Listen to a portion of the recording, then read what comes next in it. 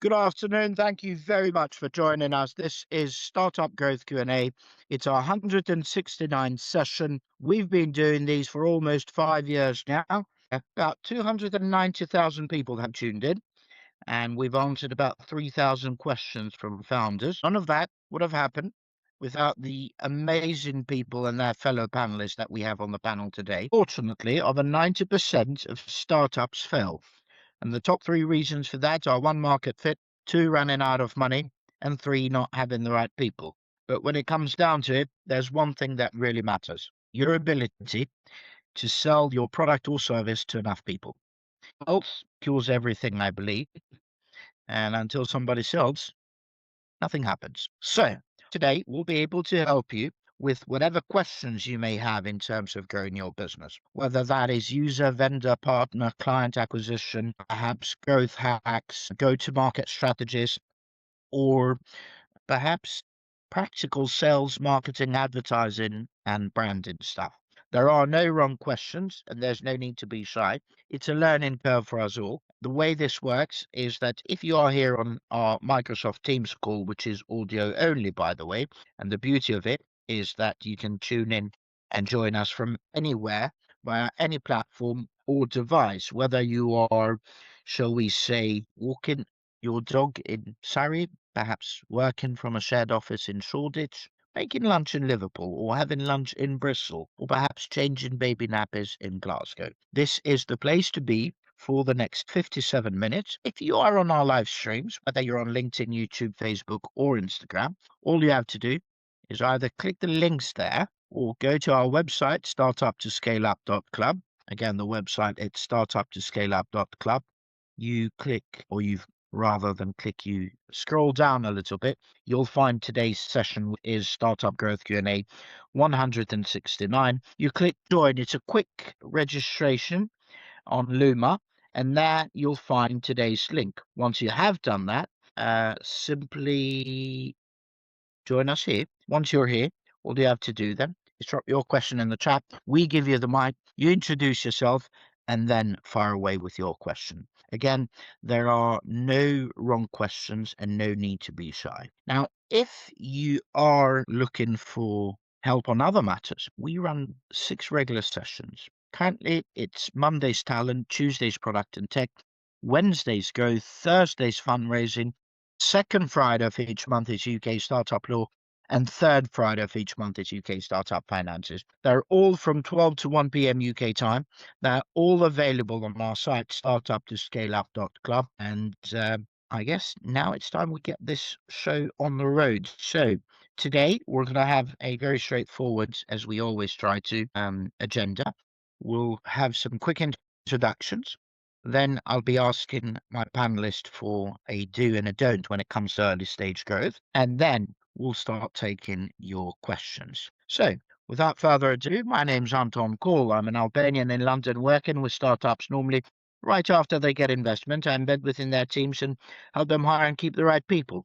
I also do some growth advisory work with a few other startups and accelerators and help angels and family offices with their due diligence and assessment. Hi, everybody. I'm Nadine Campbell. I am the founder of Ace Entrepreneurs, an organization that helps businesses start, grow, and go through to funding.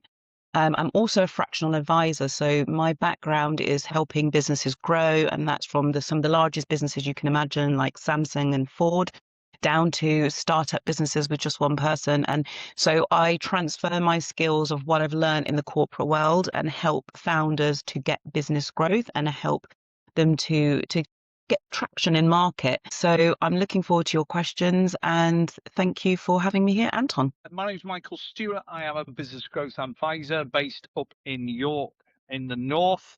Please don't hold that against me. I work with SME businesses and have been doing growth advice, business planning, and helping businesses create the right culture and a high performing team as a consequence for the last 15 years. Hi, Anton.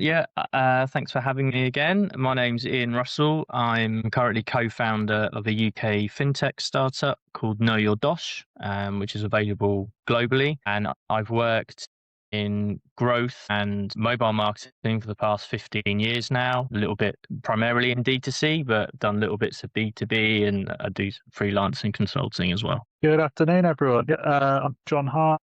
I am currently at Sage, leading the commercial team and go-to-market for Sage's carbon accounting solution. Prior to that, I was at Money Hub for eight years. So we grew from a scrappy fintech startup with no clients, no customers, no revenue, up to a business of 130 odd people, working with some of the biggest financial services providers in the UK, including Lloyds, HSBC, Nationwide. Really looking forward to chatting today and helping with some of your questions. What an absolute golden team. Thank you very much, team, for that. We're going to go into some do's and don'ts. What is one do and one don't that is important to you when it comes to early stage growth? Thanks, Anton. So it's the start of the year. I'm in full planning session mode. So I've got to start with planning. Whenever you start your planning cycle, plan ahead. That's my big do. The way I look at it is like this. You have at least one big goal for the year. That's your North Star. That's the one that you must achieve. Then you can break it up into quarterly check-ins. So what have you achieved that quarter in order to reach that milestone at the end of the year? And then also monthly tasks just to see if you're on track. So it's a 12, 4 and 1 month strategy if we look at it like that. It's really important to plan ahead because without planning, we're just moving forwards. The daily business tasks will engulf you. And before you know it, you'll be at the end of the year and you'll not know what you've achieved. So I think that's a definite do for the year. My don't is don't forget to track what you're doing.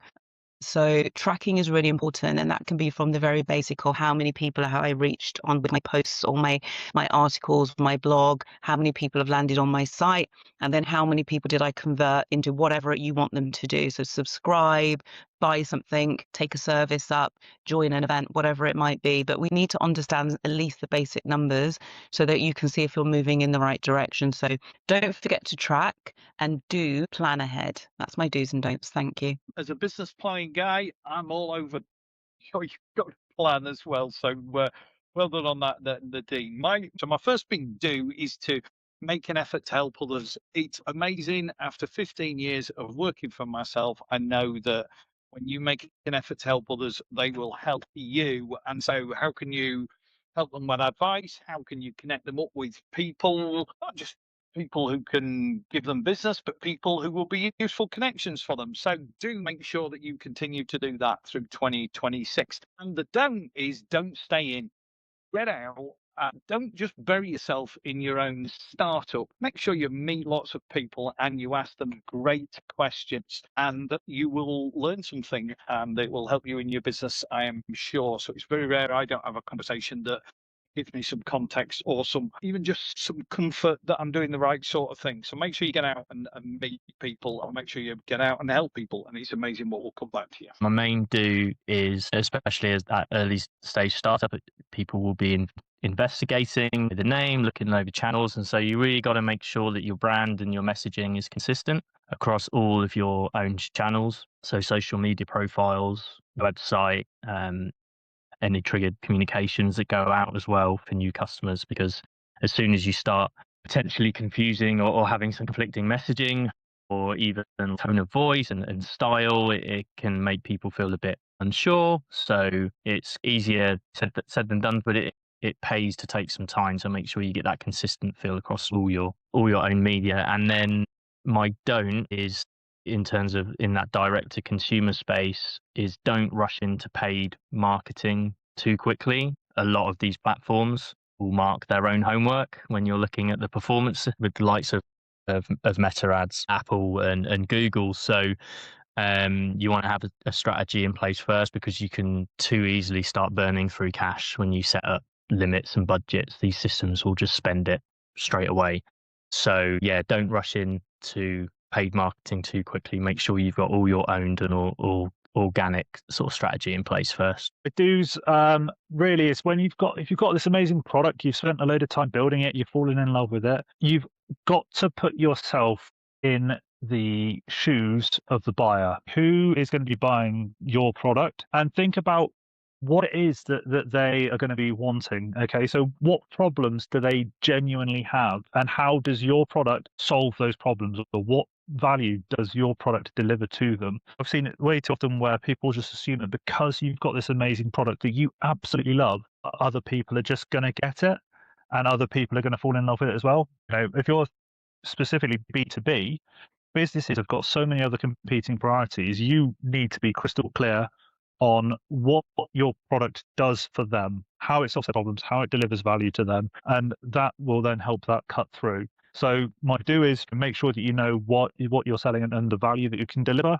And the don't is don't just assume that just because you love your product, everyone else will. But also don't lose faith. If you don't find a product market fit in a certain market, there's plenty of other opportunities out there. So speak to everyone, ask questions, really find out where you can deliver that true value. This is amazing stuff. Thank you very much to all four of you. We are now going to go into some questions. Please introduce yourself, Vinay, and then fire away with your question. Of course. Thank you very much, Anton. My name is Vinay Mansuk. I'm from OM Medical. We are developing an applicator device. So in a nutshell, what the applicator device is, it's a device that's used to clean the skin prior to surgery. 80% of all surgical operations worldwide will require an applicator device, right? So the market is huge. But just to give you some ideas on stats, the incumbent who had the monopoly for the last 20 years have sold 4 billion units. Now, our USP is basically our polymer. We're not using any plastic. Our polymer is derived from CO2. So we're taking the CO2 out of the atmosphere and making a polymer. And that polymer we actually then making in an applicator device. And the polymer itself is biodegradable. So we're addressing the sustainability issue within the NHS and wider circle. So my question is obviously it's a very interesting proposition. It's a very interesting product. I've got a lot of traction, but unfortunately, funding is a big issue because the whole project is worth around about £4.5 million. I'm at TRL level 3/4. Right. So we've got the proof of concept done. We've got the designs done. We've done the prototypes. And now I need next level to go up to do the clinical trials. And I need some funding for this. So anybody can help me in this environment? See, Vinay, tomorrow we've got 4 brilliant investors joining us on stage for the fundraising Q&A. If you want to join that, we will be more than happy to go through it in terms of finding ways, because obviously today's room is on growth, so to help people how to go to market and gain more clients and so on. Once tomorrow it's for fundraising. I don't know if you can see it on the screen here. It says Startup Fundraising Q&A Thursdays 12 to 1.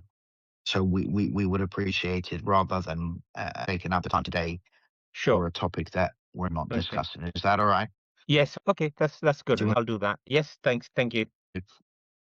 I think it's time we go on to our first question on growth. A seed B2B SaaS for construction project management near Leeds. It says, we're thinking of partnerships with construction consultancies and or others to promote our project management SaaS. How can we create mutually beneficial agreements such as revenue sharing or exclusive tool access to incentivize collaboration and build trust in a traditionally risk-averse sector? The key thing with relationships is that it's about understanding and trying to create a situation whereby obviously it's mutually beneficial. What you don't want to get to is a position where you are on the back foot in terms of you needing them more than they need you. If you need to be aware when you're pitching the partnership what a great solution you have, so that it doesn't feel like all you're wanting to do is to tap into the partner's database. What you need to look at is to make sure that when you are having the conversation with that potential partner, that you are outlining what a fabulous solution you have. Hopefully you have got a fabulous solution that stands you head and shoulders above the competitive solutions. and almost make it that that partner's database would be lucky to have access to this. And what you could offer is perhaps a discount to them or a small kickback to the partner. What you don't want to do is get to the situation where they're wanting to take a massive chunk of the revenue, despite there's always the thought in software as a service that the marginal cost of putting one more person onto the software is relatively small, so it's all profit, and so you can give it away. What you don't want to do is get yourself into a partnership where it's commercially not too viable for you. So to touch upon the bit at the end of the question about building trust in the traditionally risk-averse sector, thing that immediately springs to mind is, especially if you're new to market, you're obviously stolen the virtues of your product and why it's so great and everything. What you really want to get is some case studies that demonstrate how the tool has provided value and has successful outcomes. So that could bring it back to that mutually beneficial agreements, where if you do look to do any revenue sharing or give them exclusive feature access to the product, if that can be in return for a case study that can live on the website. And so that can be written, it could be a video case study, it could be something that you record and that you can have and you can send out so other potential clients can see how this has helped and how this has improved, and hopefully build that trust to break down that risk averse barrier. I'm going to kind of come away from the partnerships for a second, because it strikes me that the construction project management software landscape is probably quite a mature one, and you've already got some large incumbent players in a very competitive market. So even if you are trying to work with construction consultancies and other kind of people in that space, I would imagine that's also quite a competitive landscape.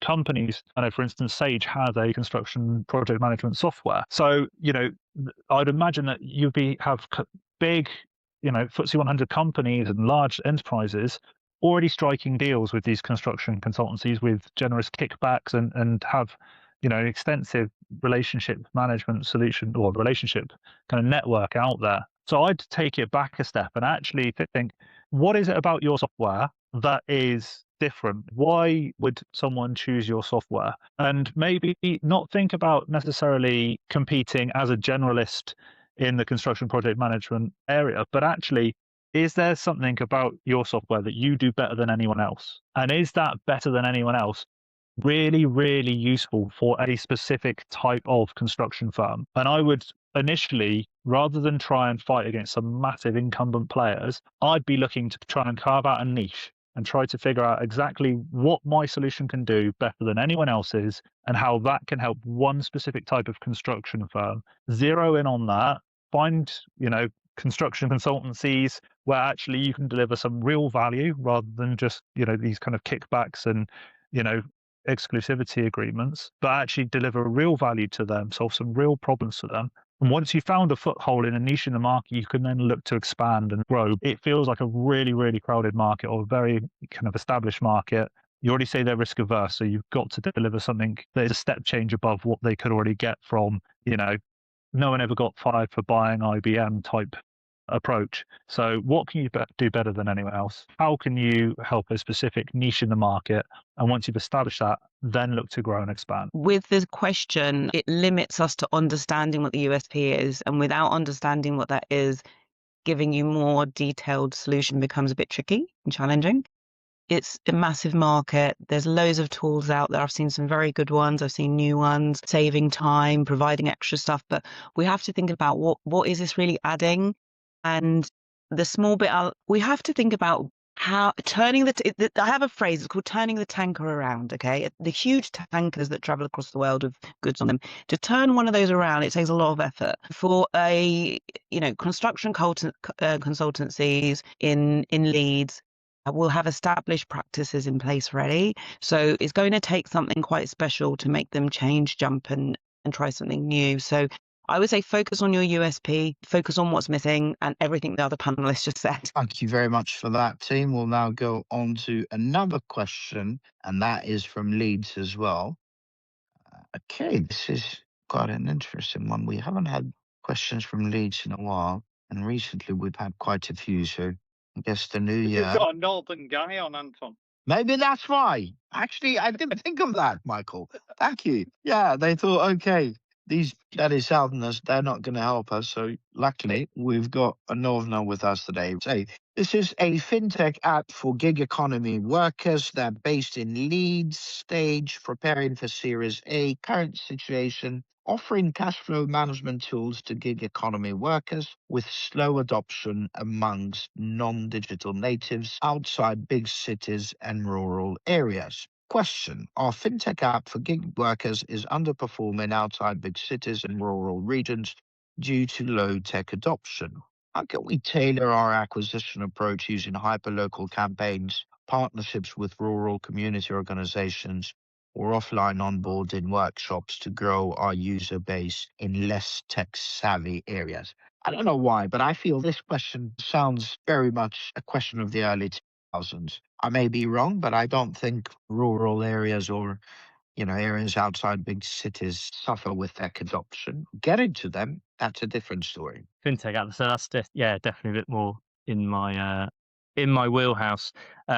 It's really interesting, Anton. I haven't seen the mention sort of like of hyperlocal too much recently because it's much more proliferated now, and the way that people discover apps will be through some more unique paid channels. So you got sort of like tier one platforms like Google App Campaigns and Apple search ads as well, and they don't actually offer that level, the hyper local level of targeting. It's usually by country. So if there's certain areas that you think you're struggling to get any traction in, so it's not like the end of the world. That sounds a bit grandiose, but there is a heavy lean towards London and the southwest in terms of the adoption, because of the lack of options in that app advertising space sometimes on like the cost effective networks. But what I would definitely recommend is looking at the referral aspect within the product. So if you've got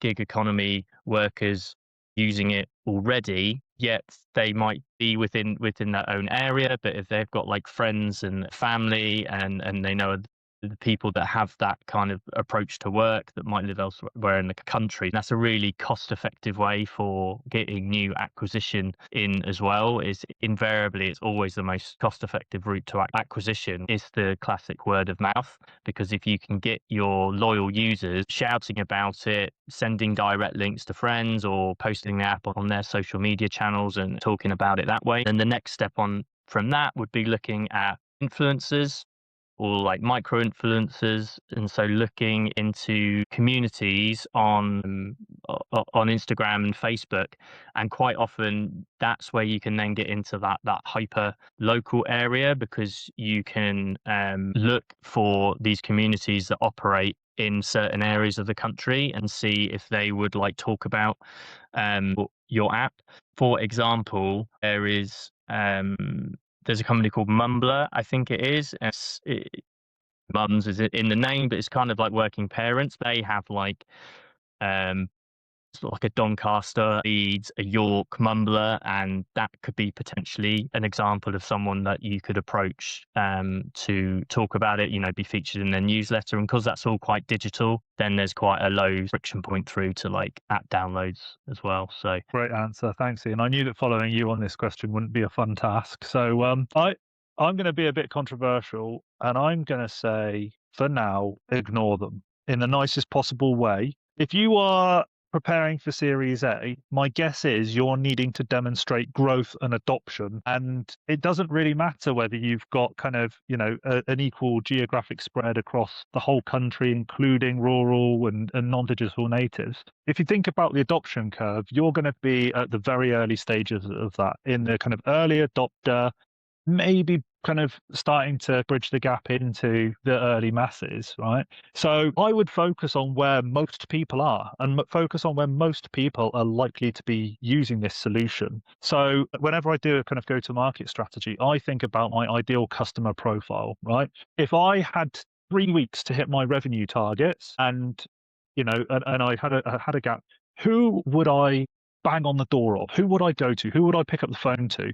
What does that person look like, right? Who is the most likely to buy my product And it goes back to that problems being solved and propensity to buy and all of those things. So I would be thinking about who my ideal customers are, and I would be focusing on them, getting as many of those into the platform as possible. And my guess is that is the objective for securing as kind of favorable Series A raise for you as possible. Get as many people on the platform as possible, focus on those urban areas. And then again, as you get into those kind of the early masses and into the kind of later masses, then you can then start to think about other ways that you can expand your revenue income through bridging into rural areas and non-digital natives. But I think pre-Series A, that feels like a really heavy lift for what is probably a fairly small part of the market. I agree again with both speakers. But I just wonder why you're taking this challenge now. That's my first question. You don't need to do this. I wonder if you have reached saturation in the market and that is why you're looking for new markets. That is my assumption, but I would love to know the answer to that. Obviously, I won't know now. Going into rural areas and low tech, it raises a lot of question marks. Sorry to interrupt. No worries. Nadine, Okay. I'm really sorry. They don't look big enough to me to have reached that kind of saturation. Okay, so if it's not saturation, is it low adoption in the big cities too? Because what you're having is That's definitely the case in my view, because normally if they're asking this kind of question, it means that they're not really doing that great in bigger cities. And somebody has said, well, how about you go somewhere where there may be less competition? Again, I'm making assumptions here. And I'm sorry I keep interrupting, by the way. That's okay, Anton, don't worry. As someone that has been a long-term freelancer for over 15 years and is not from big city, I am part of quite a lot of gig-based sites where I work with them. I know Malt, I know Juno, and there's more and there's more. And what they do is they actually already provide some additional services just outside of getting you a gig job. So the competition is rife for that because you've focused in on just one thing, which is cash flow, if I'm reading the question right. Whereas they may have another place to go where they already have getting the gig. And then maybe there's some webinars, like for example, IPSI, which look after independent professional workers. I know they do a ton of seminars every year. I've done a couple of them on a range of different topics. While they're not getting gigs for you, they are providing you information. So what we're getting to now is a decentralization of all of these services. They're just everywhere. All different companies are offering different bits and bobs to help you to grow up. So it leads me to think that maybe partnering might be right for you. And I do agree with what the last two panelists said. But as another angle, is it a case you need to partner with someone in order to grow? And that is a fantastic way to grow. I've used it in the last 2 years and it works wonderfully. And if you can provide something that is unique, so maybe you focus solely on cash flow and you really deep dive into it and you become the expert of that in the UK or within the big cities, that will help you launch into the rural areas. I'm not sure they're low tech, honestly. If we think really rural, where maybe the demographic is not so large that everyone is a digital native or either understands digital well, or there's not that many masks, so therefore not using digital online that much, maybe. But I would expect that those people that are doing gig work are going to be connected in some way. So I'd maybe think about, why are you doing this? Why are you doing it now? It's a very hard task, and look at partnering as another way to expand your network rather than doing something that's really hard at this point. Michael, I have the joy of going last on this question. For me, I suppose maybe I'm just going to be a little bit hard here. It doesn't smell like the question that you're asking is a problem that needs solving. It feels to me like you should be able to get traction in the big cities. What does it matter if you're just in the big cities? I'm just reiterating what people have said before. You mean that people outside of the big cities aren't digital natives? Just doesn't feel right to me. Just doesn't smell right to me. I think there's something more fundamental at play here. And you've had some great answers already about making sure that you're not just offering something that's readily available somewhere else. Nadine made some great points there that if you're just going to be cash flow, you need to be all over it like a rash, and you need to be offering something better. And I think Anton said this is a question for the early 2000s. It just doesn't feel and sit right with us. And I think that's the feedback that's come from the other three. So perhaps I haven't a lot to add. Joy going last, but maybe I can summarize a little bit and just say, find your people wherever they are, because this is about growth. This is about demonstrating growth, and you want to go where your target rich environments are. Why go to a place that's got 400 people in it when you can go to a place that's got 4 million people in it? Thank you very much, Steve. Now, I feel a bit bad because I really do mean it when I say there are no wrong questions. And whilst, as far as you're concerned, you've asked this question and all you want is our team to give you some ideas on how to reach out to um, let's call it suburbia and rural areas. So that's fine and that's fair in a way. On the other hand, there's a chap that has recently started joining our growth Q&A. Maybe some of the people he had been with him, Campbell Williams from up in Scotland. I really like this term that he uses, that nowadays, especially with the algorithms out there and AI, and obviously, how the incumbents guard their positions, you don't need to be 10% better than who else is out there in order to get business. You need to be at least 10 times better. And it's as simple as that, I'm afraid. It's an easy entry, but it's an extremely difficult grabbing opportunity. So you can set up, you can launch, because most things are not a technology problem nowadays. But that go to market, that's where the difficult part is. You've been given some brilliant advice here in terms of how to then reach out to these areas. But I think, again, just to reiterate, it's more of a matter of how to reach out to these people rather than low adoption. So just bear that in mind and maybe kind of go back to the drawing board again. Right here, where are we? We are on question 3. Okay, this is a Mancunian. Our seed stage cleantech startup in Manchester produces affordable home EV chargers designed for suburban households. Although our early adopters are enthusiastic, referrals have been limited due to the relatively long purchase cycle of our product. How can we create a referral strategy that incentivizes users to spread the word using multi-layered rewards such as exclusive early access to new features, personalized installation discounts for referrals, and community recognition for advocates, and so on? Why do you need a long purchase cycle?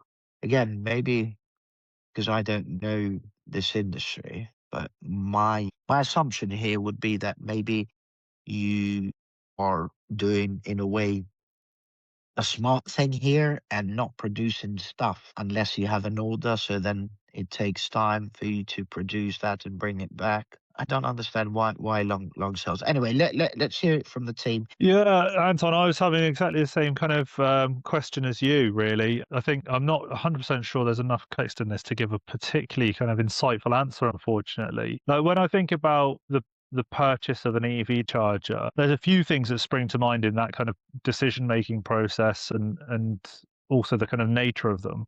First is, you only ever look to buy an EV charger when you're looking to purchase your first EV. Would be my assumption. There'll be a lot of people out there that wouldn't, you won't buy an EV charger if you're not buying an EV. And also, once you've got an EV charger, you can then swap your EVs around and they should all be compatible with the same charger. So you're really looking for a very specific type of person. I don't know whether, the kind of whether the referral kind of strategy is really something that's going to be something that you could leverage, because many people will be considering EVs at any time, and if they are, then where do you look for your EV charger? So is it that you want to speak to the garage that you're buying it from, and maybe you could get some kind of referral from the EV retailers, or more likely you'd go to someone like Octopus or Fuse Energy or one of the energy companies and make sure your EV charger is compatible with their tariffs to make sure that you're getting the lowest possible charging. So I don't know whether there's something about this EV that is kind of unique or makes it much better. If there was to be some kind of community type aspect to it, I'd really want to leverage that within the app and make sure that, you build out a community within the app.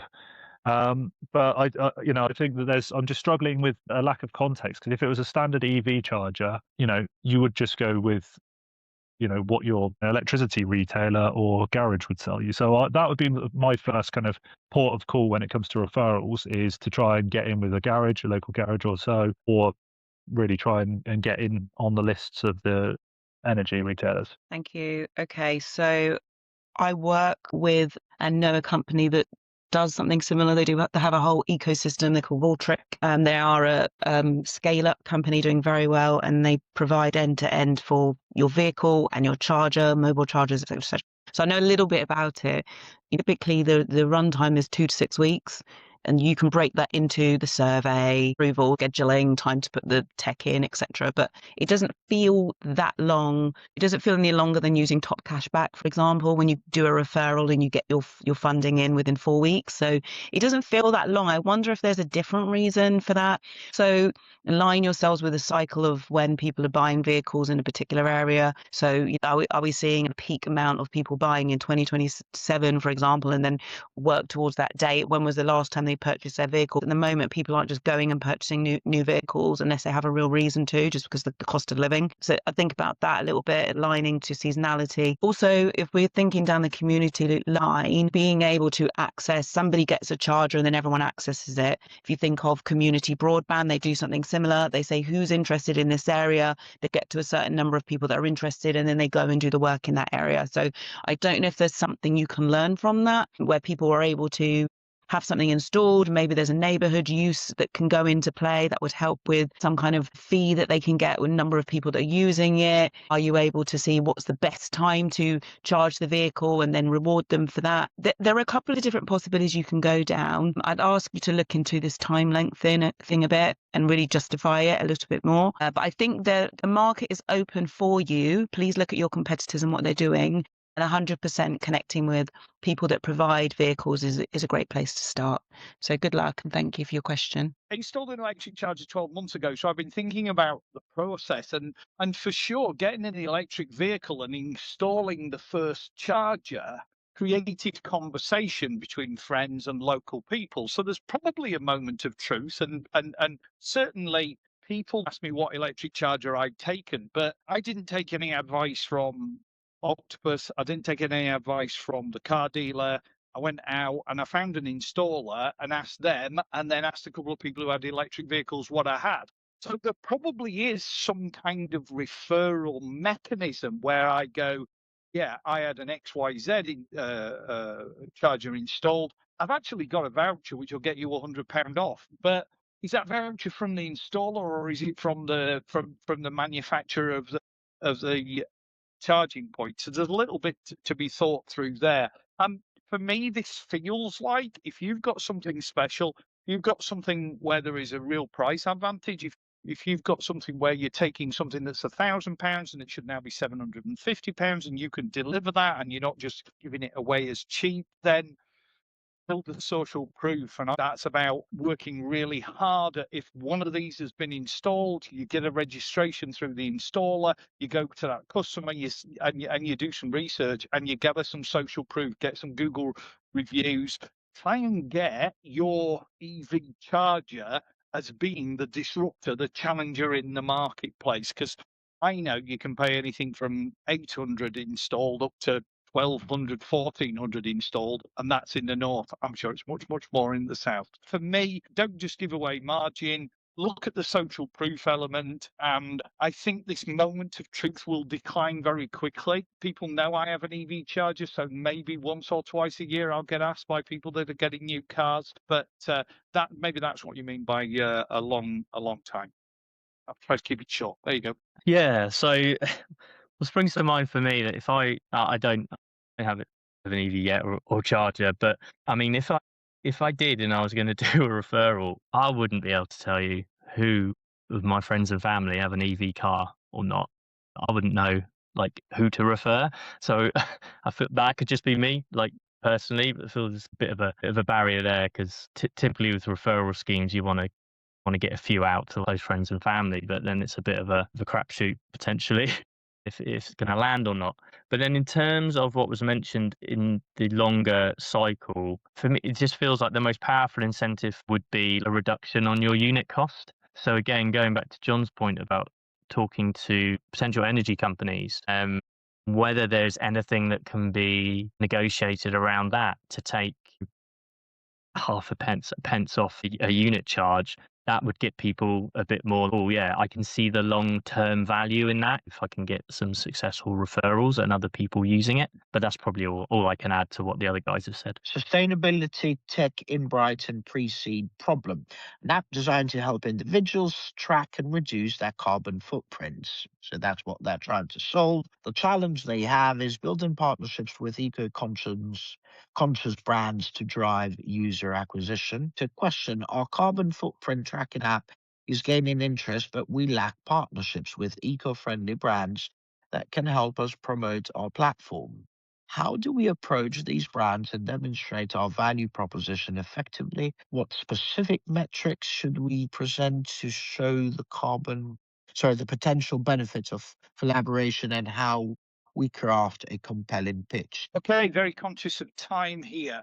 Compelling pitch. The question is, what's in it for those brands? There's plenty that's in it for you. You want them to promote your platform and get them using it. But I suppose you've got to put forward what they're going to gain from it is the crucial issue. What metrics? How is your application helping them to make a choice to switch to a different supplier, or perhaps? So that's really what you've got to demonstrate to me as an eco-friendly brand, that if I'm going to support you, how's that going to help me, really? So yeah, not too much detail there, but that's the first question really that needs answering. Thank you. I think we said Nadine next and then John, didn't we? Yeah.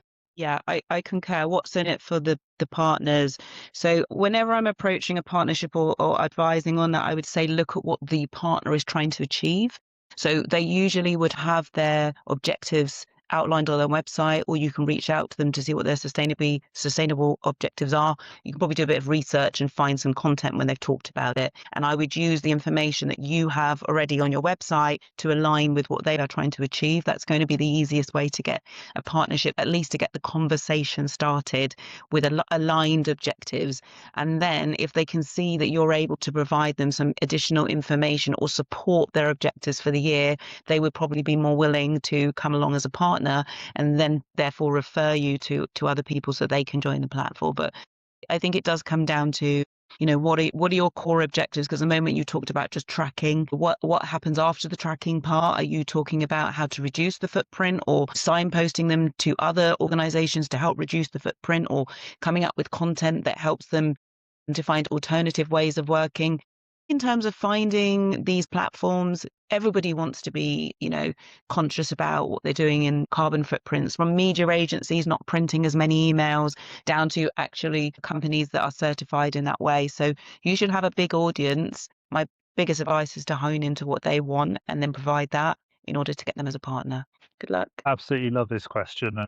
Yeah, I've got a fair amount of experience in these kind of carbon footprinting.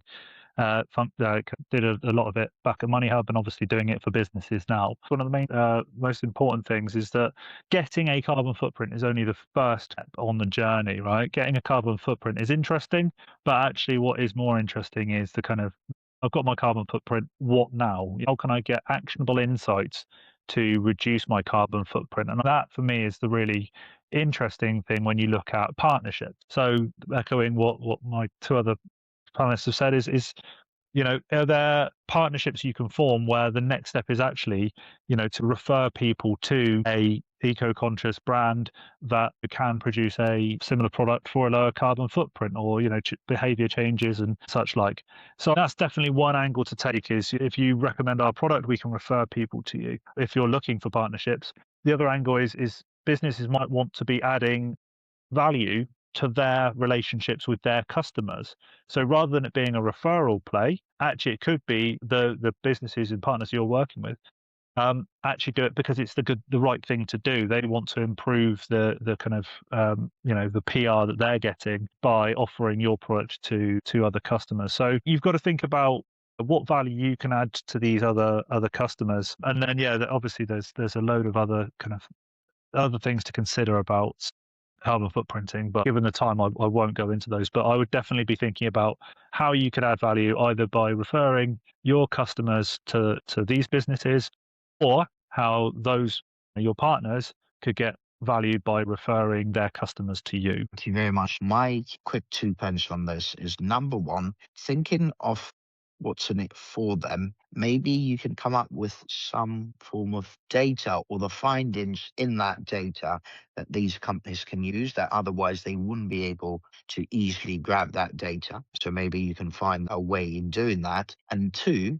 rather than go to the eco-conscious companies who may already have somebody, why not go to somebody who doesn't have such a strategy and say, look, if you do this, you'll look good to your current and potential customers. And that is why this is good for you. And to sweeten the deal, we're also going to let you have access to some kind of data. Obviously, they don't need to have everything, but maybe you even can find another sales avenue here and say, look, we're going to give you some raw data or whatever, some superficial data. And obviously, if you want more, then you'll have to pay. But you can also get some free data from this. Would love to hear some parting words. Thank you very much for having me today, Anton, and thanks everyone for your questions. What I would say is, in 2026, my strategy is to think about being a specialist and not so much a generalist. AI is growing exponentially, and that covers some kind of a generalist part of information. So what we need from businesses today, and businesses are growing